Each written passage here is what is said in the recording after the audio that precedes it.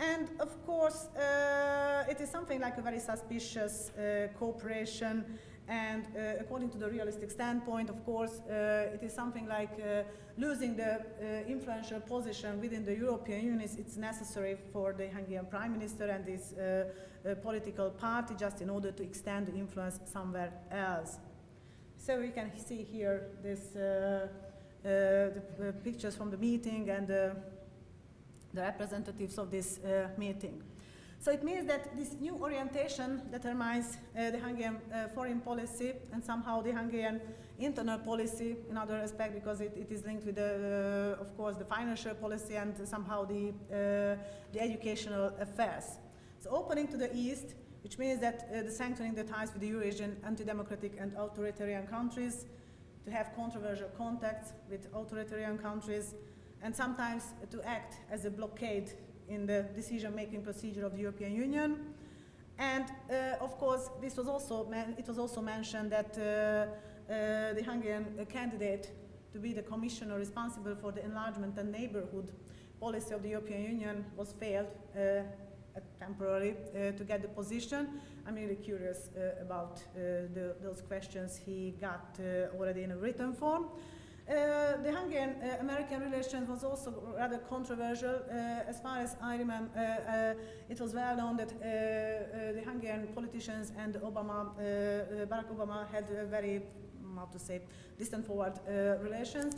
And during the election campaign, even in the summer university, the famous summer university in Tusványos in Romania and Transylvania, our Prime Minister emphasized the necessity of giving the support to Donald Trump, and he admired and was sure that got an invitation to this inauguration ceremony. Of course, I would say that that was, it is also an interesting question how to treat Hungary as a member of the European Union, because the Hungarian dimension, the Hungarian view within the European Union is somehow can serve as a so-called litmus paper, because if these kind of views can appear, it can demonstrate that somehow the cohesion among the European Union is a bit, how to say, uncertain. You can see that what kind of problems Hungary has to face regarding the position in the European Union.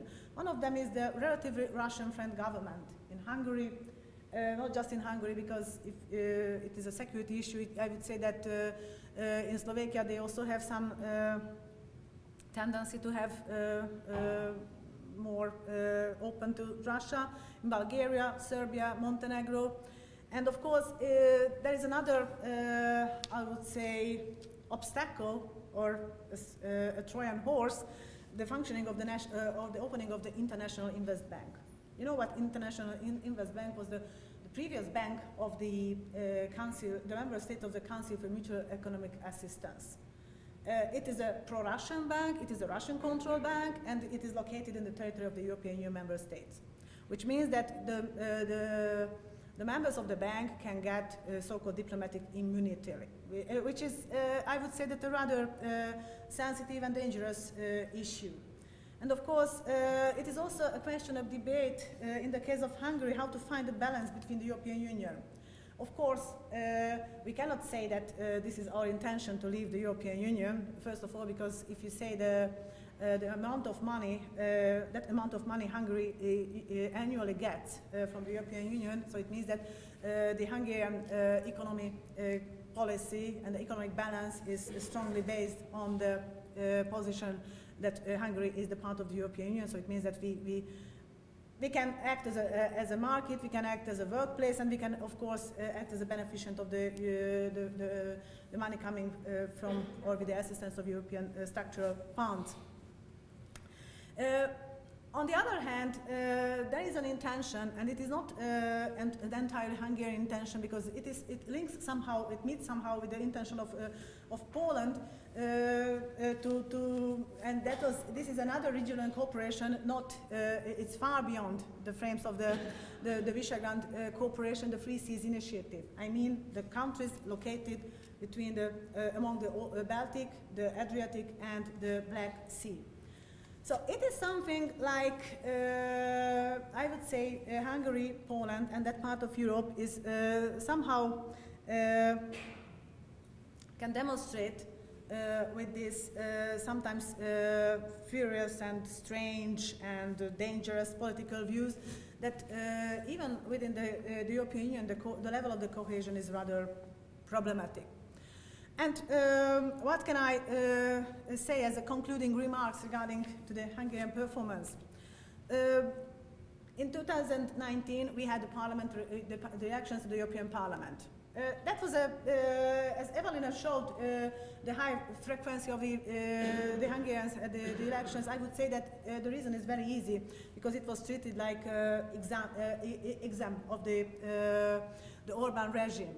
So everything was concentrated and focused on the question that if Fidesz can manage to gain the majority of the votes, it can be a good sign for the municipality elections we had this year in October. Of course, Fidesz managed to gain the majority, more than 50%, but on the other hand, the Prime Minister somehow miscalculated the position of its party. And of course, it was also in connection with the problem that as Fidesz lost its position within the European Union and within the European Parliament, it was linked together with the problem that what kind of influence they will have in the next budget from 2021. Why? Because, of course, as I already mentioned, the balance of the Hungarian economy is strongly dependent on the position of the money we get from the European Union. Of course, it was also a problem that, based on the act on election, it was determined that if there is one strong party, like the Fidesz, it can keep the power. And of course, it was also connected with the problem of the lack of cooperation among the oppositional politicians. So I would say that having the experience after the lost elections in 2018 and the election to the European Parliament, as I already showed you this in October, for the municipality election, the opposition was a bit better prepared. So I think that I was talking about a lot of negative, how to say, components why Hungary is a pending member of the European Union.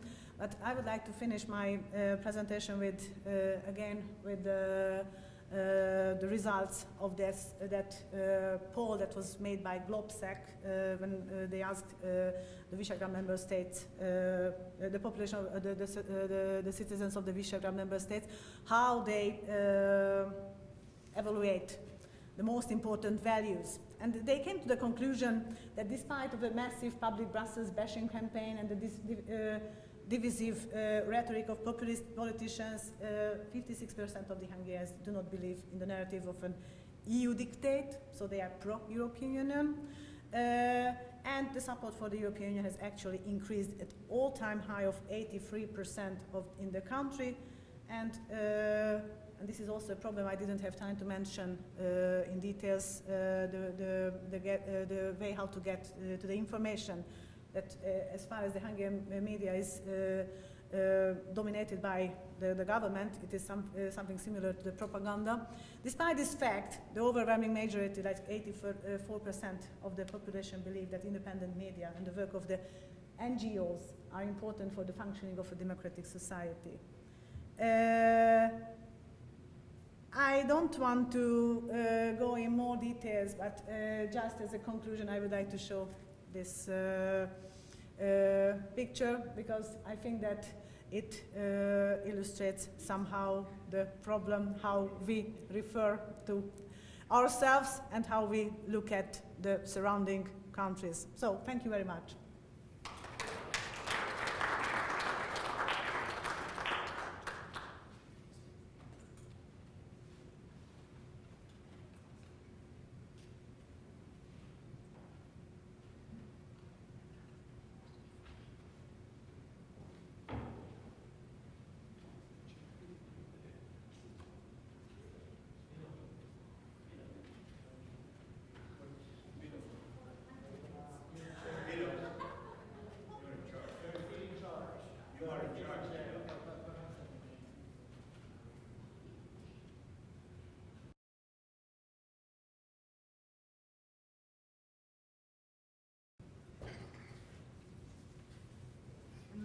speak into micro, but I used to speak into in front of 60 plus students. Okay, so thank you very much for the questions. I think that in order to answer all the questions, that requires an entire presentation. But regarding the problem of the agriculture, you mentioned the situation of the agriculture. You know that there are a lot of comments regarding to the effectiveness of this enforced industrialization that emerged during the age of socialism. There was something which could be mentioned as an added value, but of course it had a negative consequence regarding to the agriculture, that this entire region was a rather agrarian region, which means that practically the share of the agrarian production was above 50–60%. So it means that that position, of course, determined many things, among others the way of thinking, then the political culture of the inhabitants.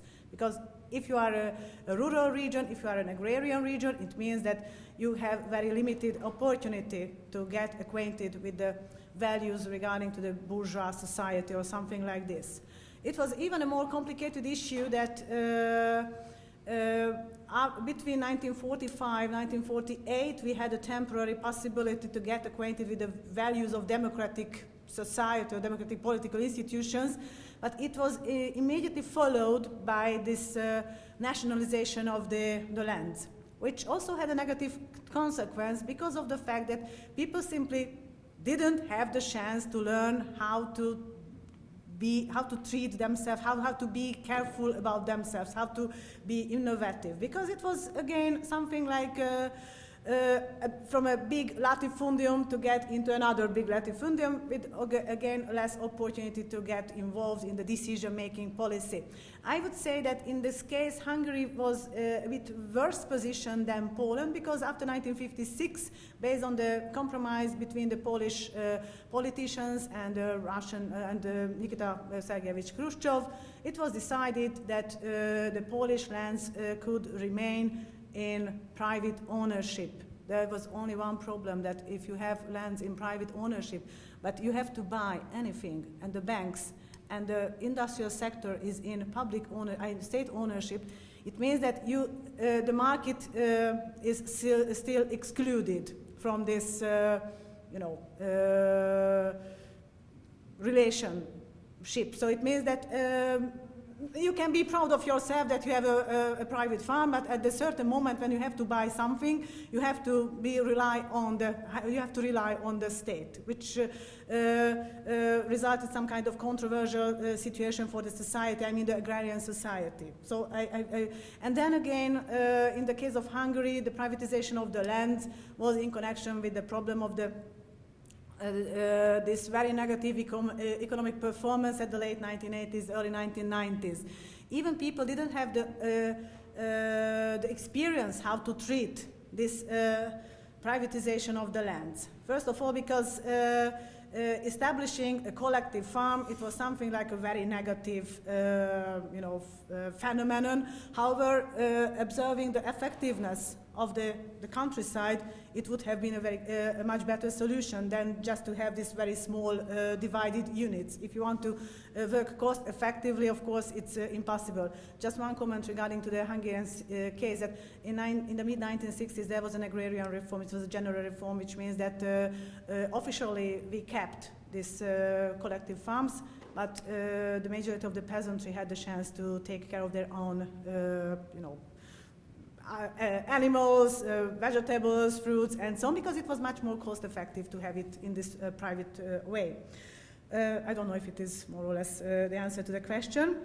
Regarding to the tendency to accept the radical views concerning, for example, the fascism and the cooperation or accepting the Nazi regime, I would say that in the case of Hungary, this orientation towards Germany and the German views, the acceptance of the German views, had a double meaning. One of them was actually the problem that your uncertain position, it's all the same whether you are dependent somehow and economically or this mental uncertainty. After 1918 or 1920 being cut from an empire which was after 1867 based on a compromise, which means that Hungarian society had the feeling that they are the equal part of a monarchy.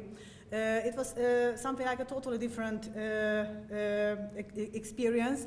And on the other hand, it also somehow showed this uncertainty of the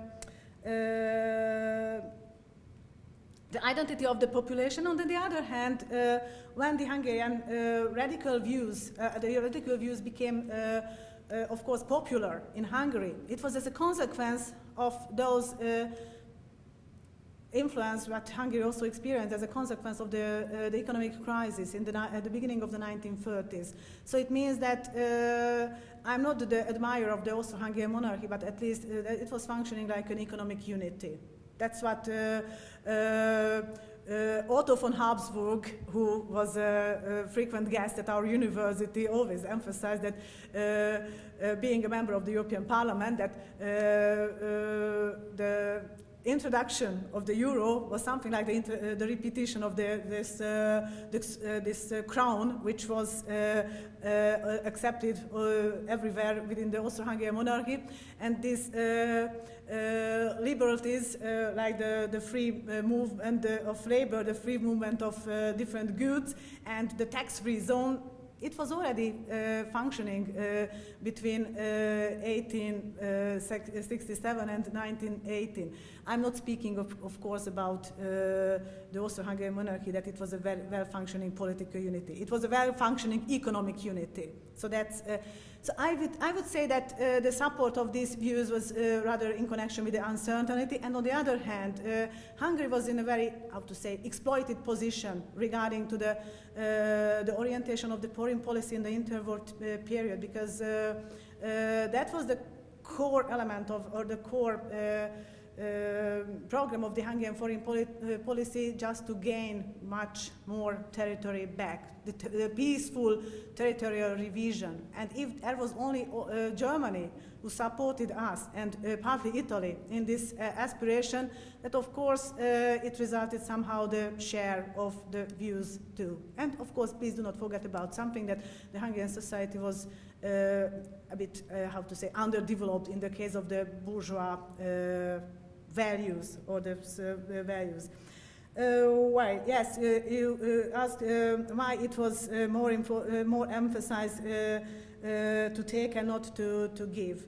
I think that our position between or until the late 1980s explains a lot, because the society was not prepared for taking care of themselves, because it was not on the agenda. It was something in the case of Hungary which was rather excluded, because at a certain moment you begin to treat yourself, you take care of yourself, you will have much more critical arguments regarding the regime you are living in.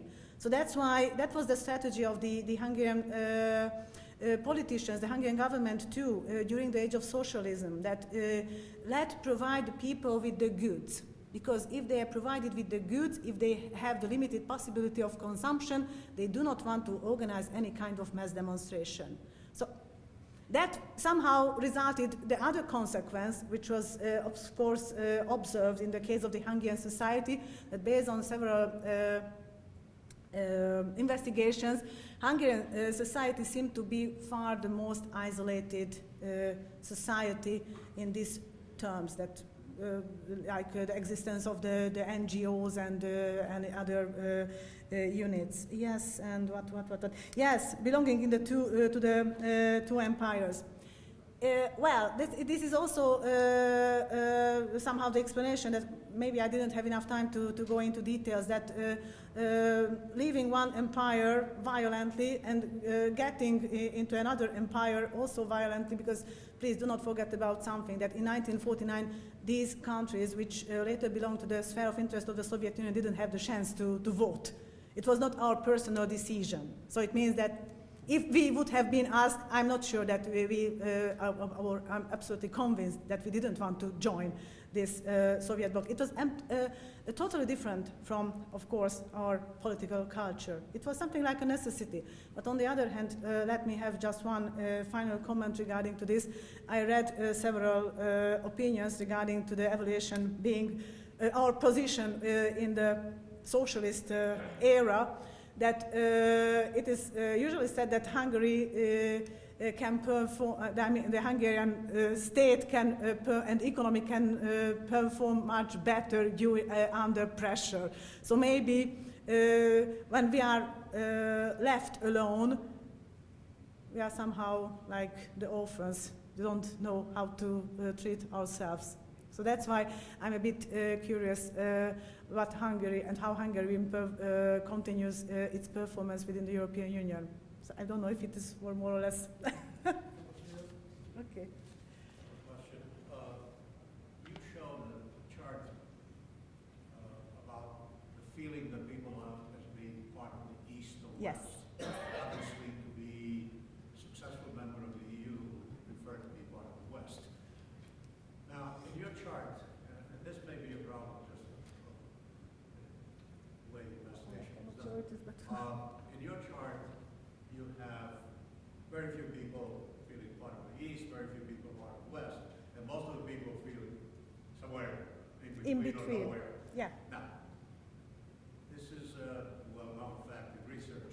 If you were to take out the third option and just say, are you part of the East or part of the West? Now, I want your opinion as a person who knows the situation. Do you think the balance would be more toward the West or the East?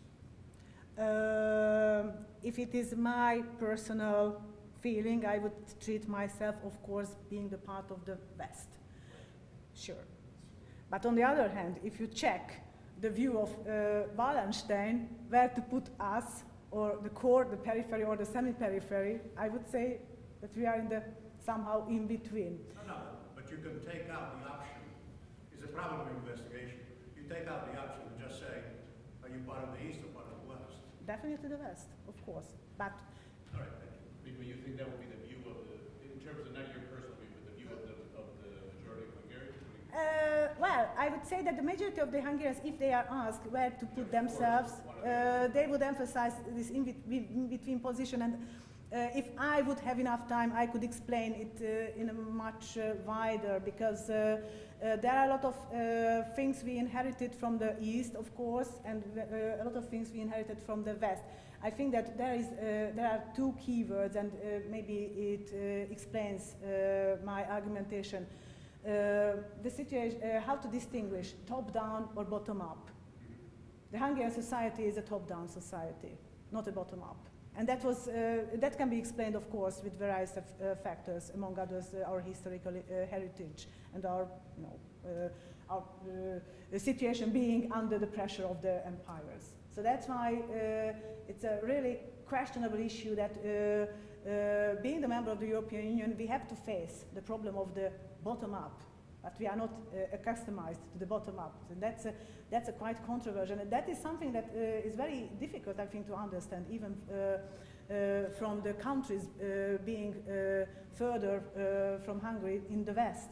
That it is not our tradition. I know that it is very useful to have the part of our tradition, but sorry, we were socialized in a totally different frames. So that's why it's very complicated. It's very funny, the question that you raised, because... Not funny. No, wait. Because we, the so-called Westerners, for decades and decades, considered that Eastern countries, what was absolutely untrue, because the center, the geographical center of Europe is in Ukraine, the geographical center. I traveled from Milan to Budapest by car, half day at a time. So this is East Europe from Milan. So Hungary was a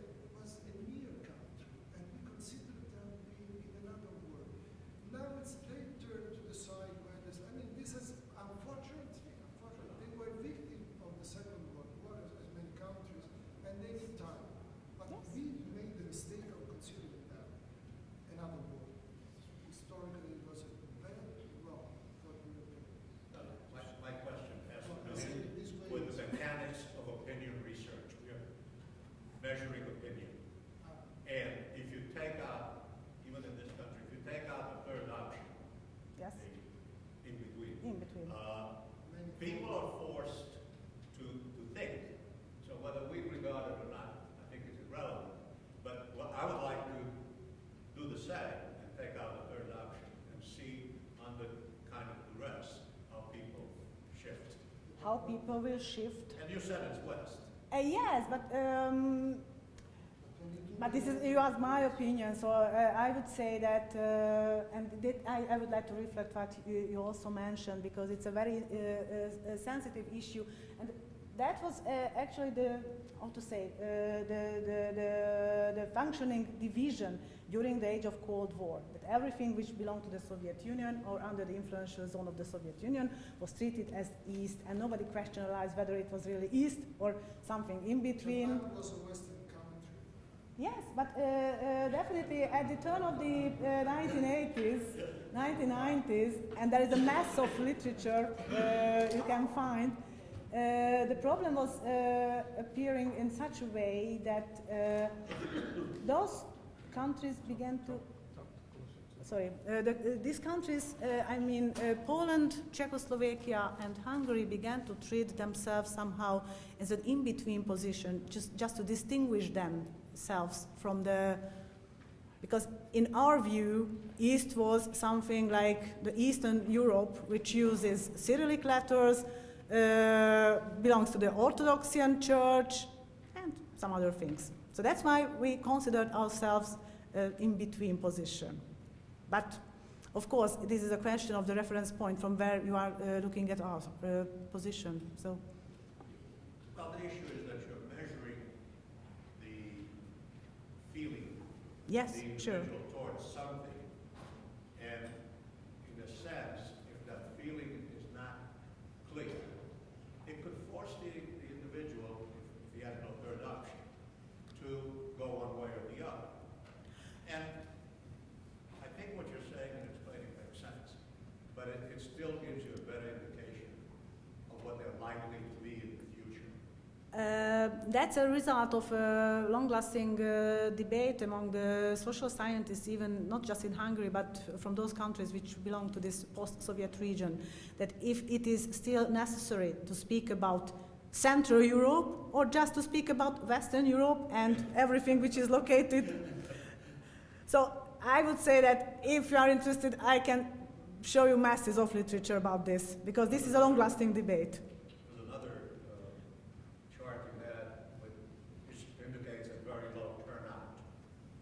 Was that just for European elections, or if it was for European elections, how would turnout compare in non-European elections, local elections?